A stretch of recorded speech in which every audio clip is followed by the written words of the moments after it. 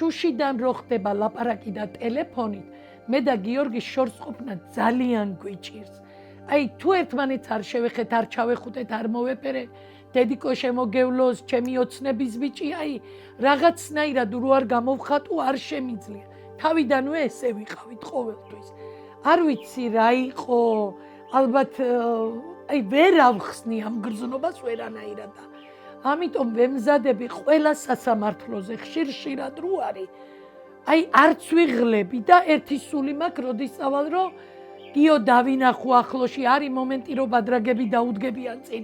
არის მომენტი, ღვთისმიერი ბადრაგი გამოჩნდება და არ დაუდგება წინ და მაყურებინებს და იმ ხელბორკილებს რო ხსნიან, ეს მომენტია უსაშინლესი. აი 8 წევს ამ ხელებს გაუხსნიან და რო იცი შენი შვილი როგორია და რეციდივისტის სახით რო ხედავ, ძალიან გულსადგენია, მაგრამ ვცდილობ, რომ გიოს ცრემლი არ დავანახო.